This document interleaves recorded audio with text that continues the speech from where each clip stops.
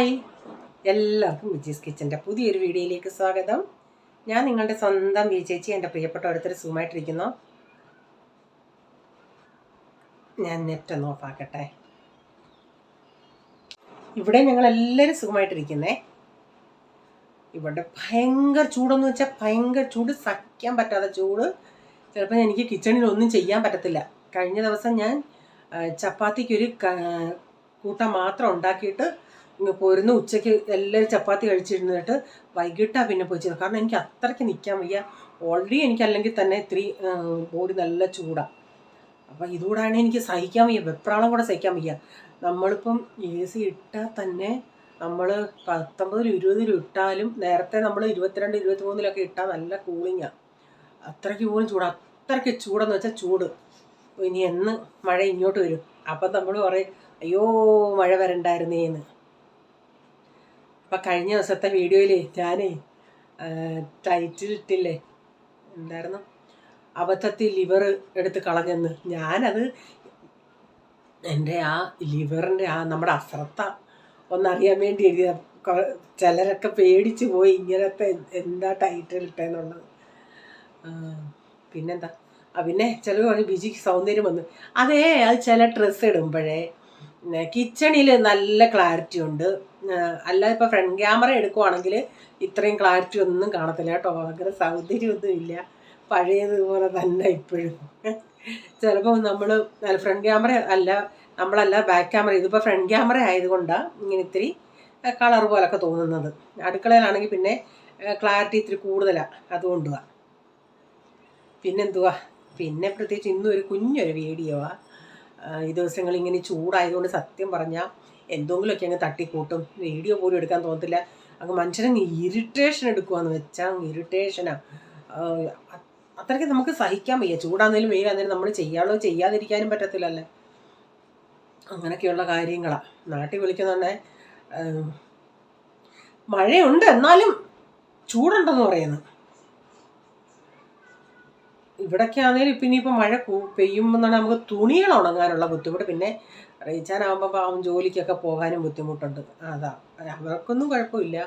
അതുപോലെ കഴിഞ്ഞ ദിവസം ഞാൻ പറഞ്ഞില്ലേ, വെണ്ടയ്ക്ക റീച്ചോ വാങ്ങിച്ചുകൊണ്ട് വന്നിട്ട് മുറ്റിയതായിരുന്നു. അപ്പോൾ ഒരു കമൻറ്റ് വന്ന്, അവിടെ കോട്ടയത്താണ് റിലയൻസിൽ നല്ല ഫ്രഷ് വെജിറ്റബിൾ കിട്ടും, അത് തിരഞ്ഞെടുത്ത് നമുക്ക് തൂക്കിയെടുക്കാമെന്ന്. ഇവിടെ എല്ലായിടത്തും നമുക്ക് പിന്നെ റിലയൻസിലെന്നല്ല, മോളിൽ നിന്നല്ല, ഈ ഇരിക്കുന്ന ഫുട്പാത്ത് ഇരിക്കുന്ന മാർക്കറ്റ് ബാജിക്കാരുടെ നിന്നാണെങ്കിലും നമുക്ക് വെജിറ്റബിൾസ് നോക്കിയെടുക്കാം. ഈ റേച്ചാണ് മനസ്സിലായില്ല. റേച്ചാൻ ചിന്തിച്ചെല്ലാം നല്ലതായിരിക്കുമെന്ന്. എന്നാൽ ഞാൻ പല പ്രാവശ്യം പോയിട്ടുണ്ട്. എന്നാൽ ഞാനിങ്ങനെ പ്രസ് ചെയ്ത് നോക്കുന്ന കണ്ടിട്ടേലും ആൾ ചിന്തിക്കട്ടെ. ആൾ അവരോട് പറഞ്ഞ് 1/2 കിലോ വെണ്ടയ്ക്കാതാന്ന് പറഞ്ഞുകൊണ്ട് അവരെടുത്ത് കൊടുത്ത് ഉള്ളത്. അതിൽ നമുക്ക് നോക്കി തിരഞ്ഞെടുക്കാം. ഇവിടെ അങ്ങനെ ഒരു കുഴപ്പമില്ല തിരഞ്ഞെടുക്കുന്നതിന്. നമുക്ക് നല്ലതാന്നേലും പന്നാന്നേലും അതിൽ മിക്സ് ആയിരിക്കുമല്ലേ, മുറ്റിയതും മുറ്റാത്തതും ആയിരിക്കുമല്ലേ, അത് നമ്മൾ നോക്കിയെടുക്കണം. ചില സമയത്ത് അവർ ഈ വില കുറച്ച് ഇരുന്ന ഉടനെ ഇങ്ങനെ നോക്കിയെടുക്കാൻ സമ്മതിക്കത്തിൽ, ഇങ്ങനെ വാരി എടുത്തിട്ട് അന്നേരം അതനുസരിച്ചായിരിക്കും വില. പിന്നെ ഈ ബണ്ടിൽ കണക്കിന് ഈ പയറെങ്ങാണം വെക്കുവാണെങ്കിൽ അത് നമുക്ക് ആ ബണ്ടിൽ കൊണ്ടുവരാനേ ഒക്കത്തുള്ളൂ. വെണ്ടയ്ക്കൊക്കെ നമുക്ക് ഇങ്ങനെ നോക്കിയെടുക്കാം. അത് നോക്കിയെടുക്കാൻ എൻ്റെ കുഴപ്പമാണ്.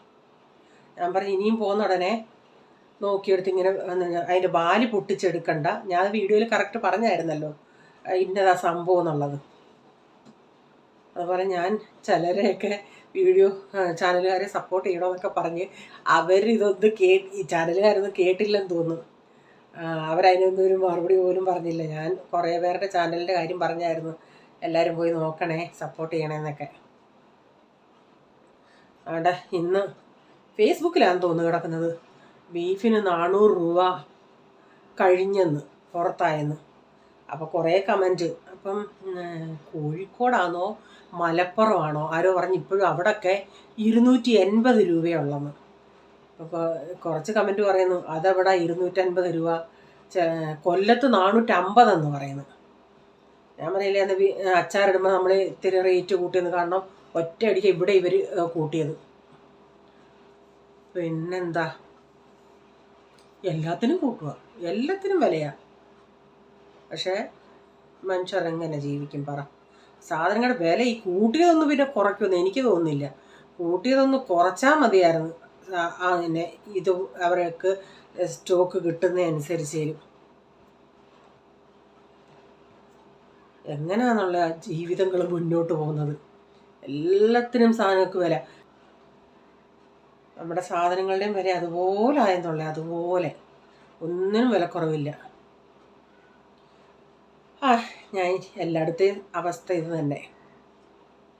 ഗീതേച്ചിയെ സുഖമായിട്ടിരിക്കുന്നോ?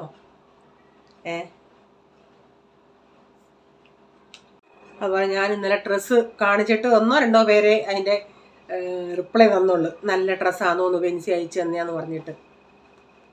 ചിലപ്പോൾ കേട്ട് കാണത്തില്ലായിരിക്കും, സ്കിപ്പ് അടിച്ച് പോയി.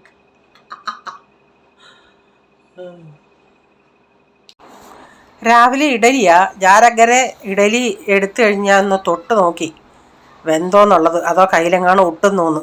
അപ്പം കുഴപ്പമില്ല, ഇനി അതെടുത്തിട്ട് എല്ലാവർക്കും രാവിലത്തെ കൊടുത്ത്. ഇപ്പം ഇത് ഞാൻ കഴിക്കാൻ എടുത്തതാണ്. കാരണം ഇത്രയും കഷ്ണങ്ങൾ എന്തുവാന്നോ, എല്ലാവർക്കും ചാറ് മതി. ബാക്കി കഷ്ണങ്ങൾ പാവങ്ങൾ അവിടെ കിടന്ന് കളയുന്ന എങ്ങനെയാണെന്നും പറഞ്ഞ് ഞാൻ ആ കഷ്ണങ്ങളെല്ലാം കഴിക്കാൻ എടുത്തതാണ്. ചിലർക്ക് സാമ്പാറും വേണ്ടായിരുന്നു. ഇഡലി പൗഡർ ഉണ്ടല്ലേ, അത് ചാലിച്ച് കൊടുത്ത് വെളിച്ചെണ്ണ ഒഴിച്ച്. പിന്നെ ഞാൻ തലയൊക്കെ ചീവി, എൻ്റെ പ്രൈസം മോനാ വീഡിയോ എടുത്ത് തന്നെ എനിക്ക്.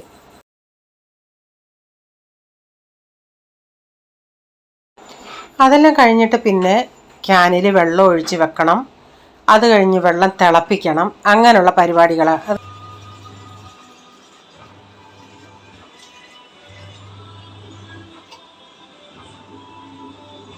അത് കഴിഞ്ഞ് കിച്ചണെല്ലാം ക്ലീൻ ചെയ്ത് പാത്രങ്ങൾ കഴുകാനുണ്ടെങ്കിൽ പാത്രങ്ങളൊക്കെ കഴുകാൻ വെക്കണം. അങ്ങനെയുള്ള ക്ലീൻ പരിപാടികളാണ് കുറച്ച് നേരത്തേക്കിനും.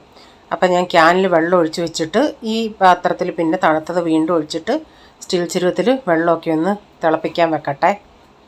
ടൊമാറ്റോ ഇരിപ്പുണ്ടായിരുന്നു, അത് ചട്നി ഉണ്ടാക്കുക.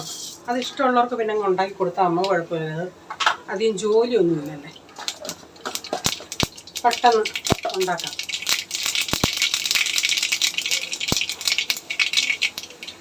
കൊച്ചവന് താല്പര്യക്കുറവാണ്.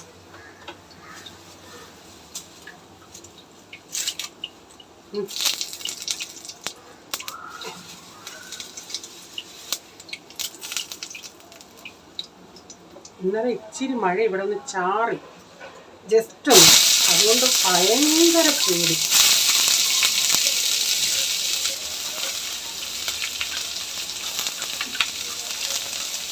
ഒന്ന് ഞാൻ പറഞ്ഞില്ലേ, കാണിച്ചില്ലേ കാറ്റ്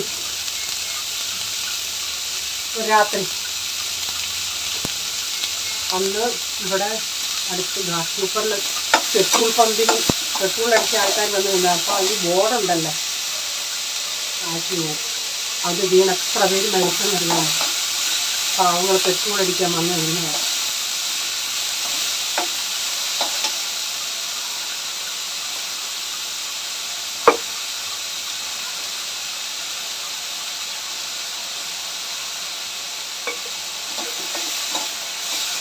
ഈ ഓരോരുത്തർ AC ഇടത്തില്ല. AC ഇടുമ്പോൾ ഈ തറയെ വെള്ളം വീഴുമല്ലോ. ദൈവമേ, ആ വെള്ളം വന്ന് പട്ടികളും പ്രാവുകളും ഒക്കെ വന്ന് കുടിക്കുന്നതാണ്.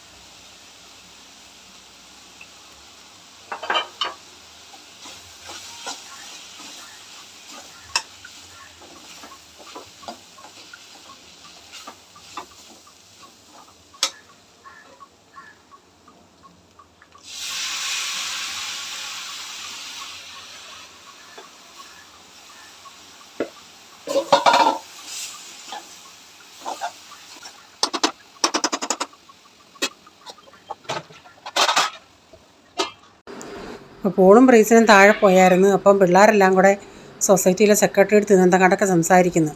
അപ്പം ഞാൻ റീച്ചാടുത്ത് പറഞ്ഞത് ഓണ്ടക്കാരൻ ഇന്ന് പുള്ളിക്കാരൻ ആരുടെയിലൊക്കെ കാര്യം പറഞ്ഞുകൊണ്ടിരിക്കുന്നത് ഭയങ്കര ഇഷ്ടം. എല്ലാവരെയും പിടിച്ചിരുത്തി കാര്യം പറയും. ഞാൻ റിച്ചാനടുത്ത് പറഞ്ഞതുകൊണ്ട് പുള്ളിക്കാരനും പിള്ളേരും കൂടെ നിന്ന് കാര്യം പറയുന്ന റിച്ചൻ പറഞ്ഞ് അല്ല കുറേ ദിവസം കൊണ്ട് ഇവരെല്ലാം ടേബിൾ ടെന്നീസ് വാങ്ങിക്കണം, അതിൻ്റെ ടേബിൾ വാങ്ങിക്കണം, അവിടെ കുറച്ച് സ്ഥലം കിടപ്പുണ്ട് അവിടെ, അതൊന്ന് ശരിയാക്കി തരണമെന്നൊക്കെ സൊസൈറ്റി പറയുക. അപ്പോൾ എന്തുവന്നേലും പുള്ളിക്കാരനത് എഗ്രി ചെയ്ത് പൈസയൊക്കെ അതിലുള്ളൊരു കൊച്ചൻ്റെ പപ്പായുടെ കൊടുത്ത് ഓൺലൈനിൽ വാങ്ങിക്കാനൊക്കെ. പിന്നെ അത് വരുവാണെങ്കിൽ പിള്ളേർക്കൊക്കെ ഒരു ടൈം പാസ്സാണ്. നമുക്കിവിടെ ബാഡ്മിൻ്റൺ കോർട്ടോ അങ്ങനെയുള്ള ഒന്നുമില്ല. കാരണം വണ്ടികൾ തന്നെ പാർക്ക് ചെയ്യാൻ സ്ഥലം കുറവാണ്. അതുകൊണ്ട് ഒരിടത്തുണ്ടായിരുന്നു ബാഡ്മിൻ്റൺ കോർട്ട്, അവിടെയും കൊണ്ട് ആരോ ഒരു വണ്ടി ഇട്ടേക്കുമെന്നും പറഞ്ഞ് പിള്ളേർക്ക് കളിക്കാൻ സ്ഥലമില്ല. ഒരു വീട്ടിൽ തന്നെ 1-2 വണ്ടിയുണ്ട്, അവിടെ കൊണ്ടിടാനാ. ഒരുത്തൻ കണ്ടോ കൊച്ചിനെ എടുത്തേക്കുന്ന പോലെ പട്ടി എടുത്തേക്കുന്നേ. അവന് ഭയങ്കര കാര്യം പട്ടികളെ. ആരേലും പട്ടി എന്തെങ്കിലും ചെയ്താൽ അവരെ വെറുതെ വിടത്തില്ല. തൊടുന്നതൊന്നും കുഴപ്പമില്ല. ഇതുങ്ങൾക്ക് കാണാം വാക്സിൻ എടുക്കുന്നതാണോ കുളിപ്പിക്കുന്നതൊന്നും അല്ലല്ലോ. അതുകൊണ്ട് ഞാൻ പിള്ളേർക്ക് പറയാൻ അങ്ങനെ തുടരുന്നതേ. പോളെവിടെ കേൾക്കാൻ. എന്നാലും ഈ പിള്ളേർ അതുങ്ങളെ എടുത്ത് താലോലിച്ചുകൊണ്ടൊക്കെ നടക്കും.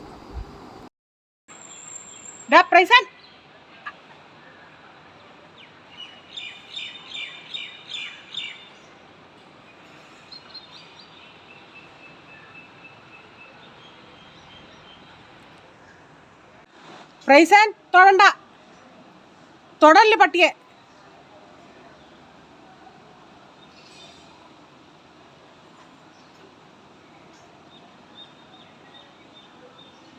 അപ്പോൾ ഈ വീടുകളിൽ വളർത്തുന്ന ഇവിടെ ഒരു ആൻറ്റി ഉണ്ട്.